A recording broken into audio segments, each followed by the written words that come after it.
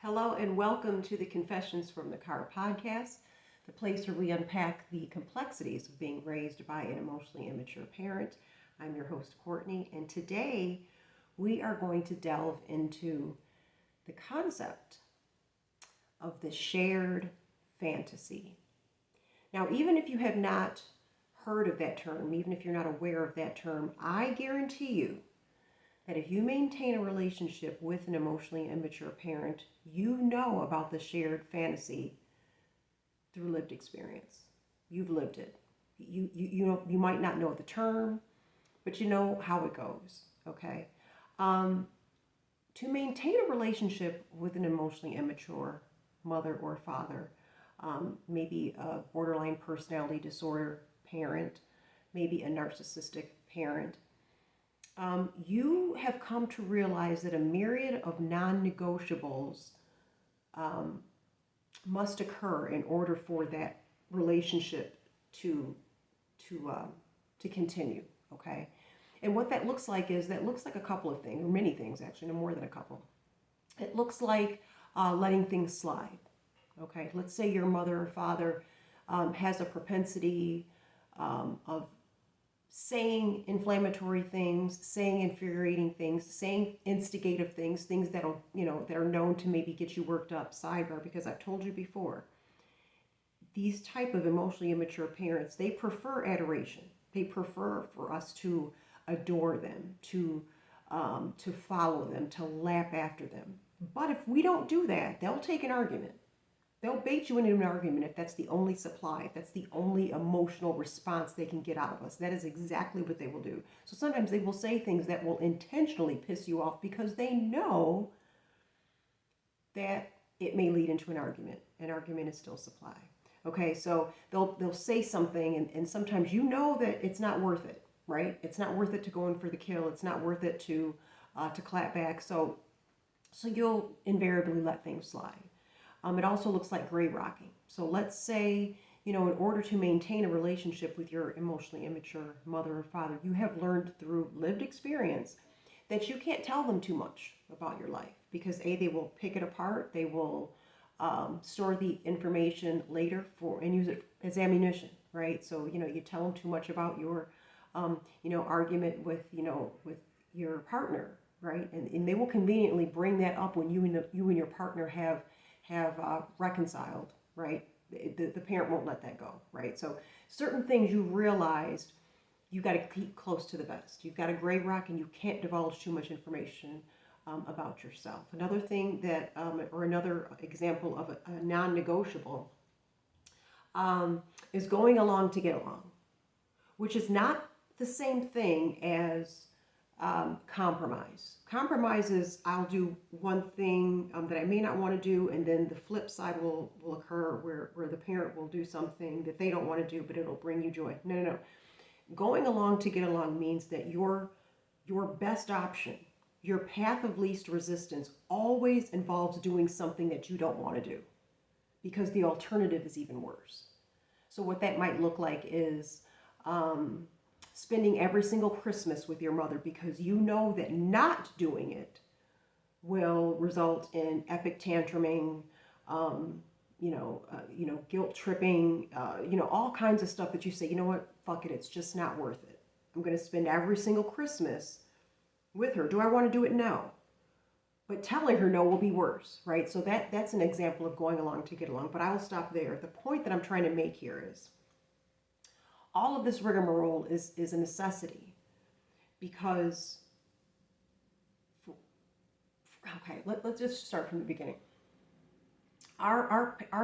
This kind of parent lives in what's called an alternate reality. And if you see me looking off to the side again, as always, I have these bullet points that I want to make sure I incorporate before the end of the podcast. And this all boils down to the alternate reality.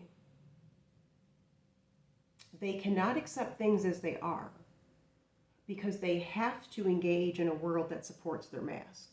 Okay, I believe it was episode 8 and 9, more so 8, in which I discussed or kind of delved somewhat into the formation of the mask that pretty much all EI, emotionally immature parents, have. And unfortunately, at some time between the ages of 2 and 4, this parent endured a heavy dose of trauma at the hands of their caregivers. Something this parent did sparked some kind of rage, abandonment, some kind of traumatic experience onto this emotionally immature parent. And this 2 to 4 year old emotionally immature parent said, I can't be my real self.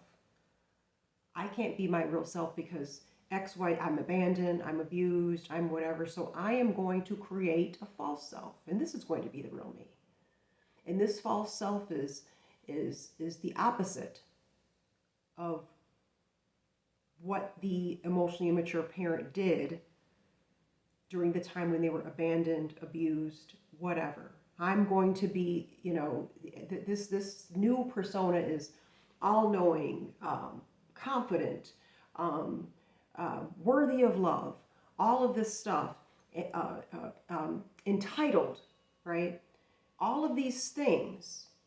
And this 2 to 4 year old grew up to become our mother or father, okay? And the mask is still on. They're clinging to that mask tight. And so in that world, they are the richest, smartest man in the room, the best mother, the most downtrodden victim. Whatever they are this persona, and this is that mask, but there's a catch. The catch is that we have to buy into the mask in order for that EI parent to feel confirmed and to know that the mask is on. So if in this world of this EI parent, they use us as extensions of themselves. And if we play along, if we indulge in that fantasy perpetuated by the emotionally immature parent, if we play along, then it becomes a shared fantasy.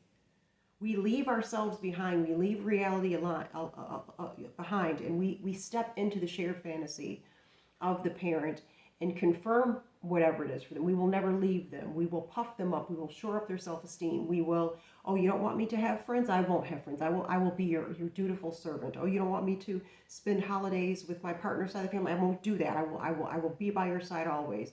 Oh, you don't want me to tell you what I don't like? I won't like that. I will like whatever you like. And so therefore, we literally become an extension of them. We eschew independence. We eschew individuation. We eschew differentiation. And we step into the shared fantasy of this parent. And that's the only way that it works. Because any deviation of the shared fantasy, which is actual reality, is not accepted by the masked parent. Okay? Coach David Ades, I believe that's his name, David Ades. I will link his profile in the description. He has phenomenal videos about the formation of the false self and how that gives way into the fantasy that the EI parent perpetuates, and how we must accommodate that. We must step into that. We must support that fantasy, thereby making it a shared fantasy. Okay, the fantasy, here's the thing. The EI parents are not going to come over to us in real reality. They're not going to do that. So in order for a relationship to work, we have to engage in their fantasy. They're not going to come this way. We got to step into theirs. And when we do that, the conundrum is we leave our true selves behind. We leave our true selves behind. And so what does that look like? Again, gray rocking, walking on eggshells. Why? Because you know that bringing up certain things will probably spark an argument. And you know how an argument with an emotionally immature parent goes. There's no resolution. You can't reason with someone who does not want to come to a shared conclusion, right? That's why you have these circular arguments. So you've learned by experience, okay, we can't argue, right? So the best way to avoid an argument is just to, yep, you're right, Mom. Yep, you're right, Dad. Yep. When you know that's not the case, but you know that you don't have 3 hours to spare for a circular argument that's going to literally end nowhere. You don't have that. Like I said, if you don't engage or I guess indulge, I should say. If you don't indulge in the EI parents' notion of a shared fantasy, your options are for any semblance of a relationship are woefully um, are woefully impossible. Okay, so it's you're damned if you do, because you're leaving yourself behind. If you do step into the shared fantasy, right, which is the only way to have some semblance of a relationship, you might have some modicum of peace. I don't even know if you want to call it that, because yeah, the parent won't be tantruming, the parent will be soothed and placated, but you've lost your reality, your own reality. You've lost your identity. You can't show who you really are, right? You're a shell of yourself in the presence of this parent, because that is what's required in order to keep an equilibrium, right? And so the problem that a lot of adult children of these EI parents eventually run into, sooner sometimes rather than later, especially now with the advent of all of this information, with books, with knowledge. I mean, this was not even a thing 30 years ago, right? But now with this advent and how accessible information is, podcasts, books, forums like Reddit, you start to realize, okay, I've known something was afoot. I knew something was off for a while and I couldn't put my finger on it. Well, now we have the knowledge to put language to what we have known in our gut, what we've known here and here all along, and here all along. So the big choice that a lot of adult offspring of these EI parents eventually run into is, we figured out the code, we've cracked the code. Okay, don't be yourself, agree with them, gray rock, walk on eggshells, avoid this topic, avoid that topic, don't share this too much of yourself, all of this, right? So if you do all of the above, guess what? It gets really fucking exhausting quickly. And so if you're paying attention to yourself, if you're paying attention to your nervous system, you will find that you have no choice but to either go LC, low contact, and inevitably that might slide into NC, no contact. Because you can only keep up the charade, you can only keep up the farce for so long before you become tired. Because again, the emotionally immature parent is not doing any of the heavy lifting. They're just in la la land. They're existing in their universe, right? They're monologuing about themselves when you see them for lunch, right? 30, 40, 50-minute monologues with no question asking you about who you are and what you are. Because again, when we're in the shared fantasy, we are literally an extension of them. They have no motivation to ask what we're thinking, what's going on in their lives, because to them we're like a third arm, right? You don't ask your arm what it's feeling, right? The arm is just there and it's supposed to perform and reach for things. When we are in their orbit, when we are in their presence, we are their emotional caretaker, their therapist, their listener, their audience. It doesn't occur to them to ask us questions as individuals, because to them we are not, okay? So to keep up that charade on our side of the table, it is really, really exhausting, okay? I came across a letter on the Reddit's Raised by Borderline community that literally took my breath away. I'm going to read it for you. And this is, as I read this, I want you to think about what we just discussed with the shared fantasy.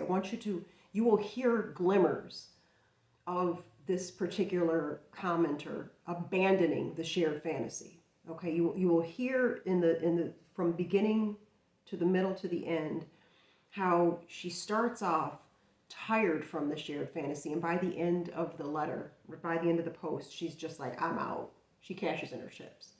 She can't do it anymore. But I thought that this was an excellent first-person account of what it looks like when the shared fantasy literally bleeds you dry. Bleeds you dry. Okay, so again, this is a post on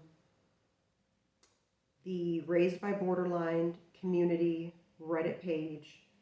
And I believe that this particular thread was about what was it that eventually made you go no contact with your borderline mother. What was it? And again, Don't get too hung up on borderline here, because this is applicable across all emotionally immature platforms or continuums, whether it's narcissism or borderline doesn't really come into play. Although after this letter, I will delve into the differences between the two. There are nuances between a shared fantasy held by, or excuse me, a fantasy, okay, perpetuated by a narcissistic parent versus a fantasy perpetuated by a borderline parent. And I'll get to that in a minute. But for just a moment, I want you to, as I read this, I want you to think about what we've just discussed: gray rocking, having to not compromise, no, go along to get along, having to let things slide, the sheer I would say emotional and probably physical exhaustion of upholding this farce of a relationship. It's not a relationship. Let's be very clear. A relationship is a compromise. It's a two-way street. It is connection. What we're talking about here with these emotionally immature parents who require us to engage or fall into their fantasy in order to remain with them. These kind of parents are parasitic. It's not a connection. Connection, again, this bears repeating. Connection is two-way. Attachment is one way. I am clinging on to you. I am using you as my emotional life raft, and I am using you as a mirror. I need you to reflect back to me the image that my mask is, or there will be hell to pay. Okay, so let me delve into this story, which is incredible.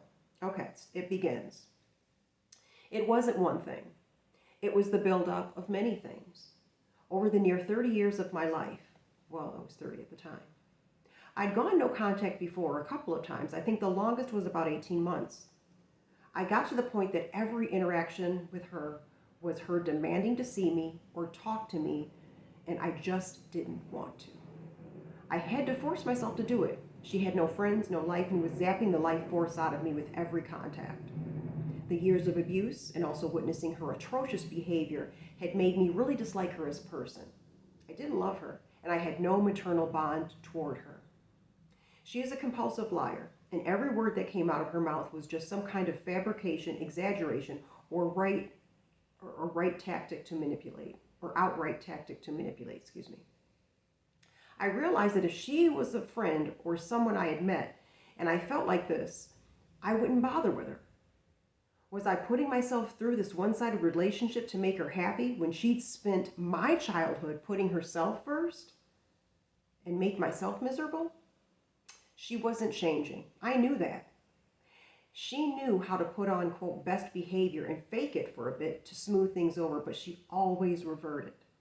The way she acted was always a choice. At the stage I decided to go no contact, I didn't even care if by some miracle she did change. It was too late. I was done. I felt nothing and just didn't want to see or hear from her again. She brought nothing to my life except this weight of expectation to fake a mother-daughter relationship with her. See, that shared fantasy again, right? So this commenter didn't want to engage in the shared fantasy. The mother was more than happy to.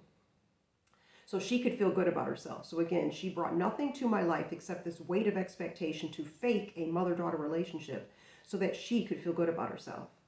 While I felt like I was acting in some weird play where she was a great mother. Shared fantasy, guys, shared fantasy. There wasn't a fight, but she did complain when I went on an overseas trip with my husband and accused me of going there to live. I was going there to visit as a tourist, but she got it in her head that because I'd once in the past said that I might like to live there for a bit, that this was what I was doing. Never mind that I was married, owned a house, had a good job, 2 dogs, and was completely settled. She went on to say, "What about me? What will I do?" I remembered when I was just about to turn 15. She up and left, moving to another state because she'd met a guy and, quote, said, it was her time now. When I'd wanted to live with my dad before, she had tantrums and said all this horrible stuff to stop me, but it was because she needed the child support and government payments. When she thought she'd found a rich boyfriend to take care of her, it was bye-bye. She actually moved out weeks before to go visit him and just left me in the apartment. She called me to tell me she wasn't coming back. So the whole what about me thing as a woman in her late 50s who'd made the worst life decisions and didn't ever give a fuck about anyone else, yeah, that angered me. I sat with that for a bit and then decided I just couldn't do it anymore. This would be the rest of my life if I let it continue. I was a few months off of 30 and I wanted to start fresh. I wrote out a text, very straight to the point, stated that she might pretend the past doesn't exist, but it does. She hadn't changed. She continues to lie and manipulate and play games. I wasn't interested in continuing the farce. I wanted out and that this was not for discussion. I had the right to decide who to have a relationship with, and I didn't want to anymore. Of course, I got harassed for a while after, but I held strong, and any contact I got, I didn't engage at all. No words, nothing for her to hook into. Radio silence.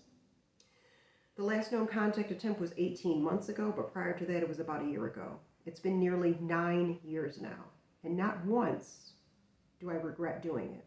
Not even close. It's the best thing I have ever done for myself. Just let that sink in for a minute. Feeling like she had been acting in a play where the mother was a great mother.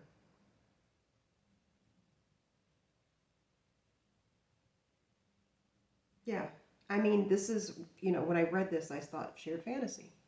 Shared fantasy. There's something else I want to read you really quickly. We talked about the differences of the shared fantasy. Let's see here. Of course, my camera's not working here. Let's try this again. We talked about the slight variations, the nuance, the difference between how perhaps a borderline versus a narcissist will go about bringing their shared fantasy to life. And so I just wanted to read really quickly. And the source here is Gemini. And I know people say, oh no, AI.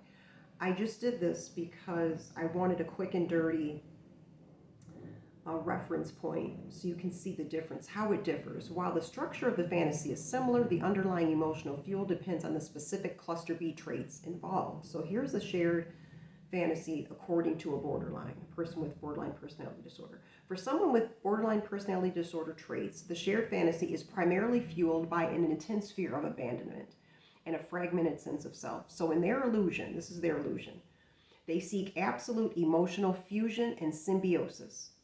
The fantasy is that the partner, in this case, us, the child, is a perfect, omnipotent protector who will rescue them from their inner chaos, anticipate every emotional need, and never leave. Now, of course, this one says partner, but again, it bears repeating that a lot of these borderline parents are single. And for those that are single, particularly women, they have no problem assigning to us the emotional role that they would do to a partner. They realize that, the partners can leave, right? Partners can hit the road. Borderline parents in particular realize the connection between mother and child. It's like none other, right? And so they probably figure, they've raised us. In their eyes, we owe them because just for the fact that they gave us life, right? We owe our lives to them because we didn't ask to be here, right? But according to a borderline parent, the mere fact that they brought us into this world doesn't matter what kind of childhood they gave us. None of that matters. The bottom line is they birthed us, so therefore we are them. We owe them forever. So they would rather put their eggs in our basket to get their emotional needs met than a partner. They've installed our buttons. They've installed our guilt. They've worked very hard to program us in a way that sometimes it's not worth the salt. The juice isn't worth the squeeze for a partner. So they'll mine what they're looking for in their adult child. Now here's the collapse though. The moment the partner, or in this case adult child, displays independence or fails to read their mind, the panic of abandonment triggers. The fantasy shatters, shifting rapidly from you are my savior to you are abandoning me just like everyone else. Okay, so that's borderline. Now here's the difference between that and the shared fantasy from the perspective of a narcissist. For someone with narcissistic traits, the fantasy is fueled by a need to protect the fragile false self. Remember that mask again. from deep unconscious shame. So here's the illusion according to a narcissist. The partner or adult child is cast as a flawless mirror, there's that mirror again, flawless mirror, co-star or accessory to their greatness. The fantasy dictates that the relationship is uniquely elite, perfect, and envious to the outside world.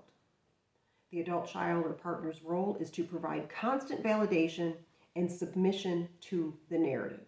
So the narcissist, the slight nuance there is the narcissist isn't as concerned about being abandoned, as they are concerned about getting put on that pedestal, right? The adoration is really what they're after. That's their mother's milk right there. So when that does not happen, here's how the narcissists collapse from our inability or unwillingness to engage in the shared fantasy. This is what happens to the narcissist. If the partner or adult child expresses a criticism, displays independent success that eclipses the narcissist, or shows human vulnerability that, quote, spoils the perfect image, it causes what's called narcissistic injury. The partner or adult child is suddenly viewed as defective and devalued to protect the narcissist's illusion of superiority. There you have it, guys. All right, I am going to sign off now. I think we have rehashed and beat to death the notion of shared fantasy. I wanted to keep this under 30 minutes, as I'm trying to do for each podcast. It's hard. Shared fantasy, read more on it. Again, I'm going to link Coach David Adessa's profile on YouTube. There are several. I will link one. There's one video in particular that I think is really poignant. All of them are good, but he really has a through line of delving into the shared fantasy in a lot of his videos. Okay, guys, thank you so much for watching. Stay strong. Walk. Take your vitamins. Get good rest. Drink a lot of water. Continue fighting the good fight. Again, your emotions are valid. I see you. Your pain is real. It does not define you. And you will get through this. Thank you for watching.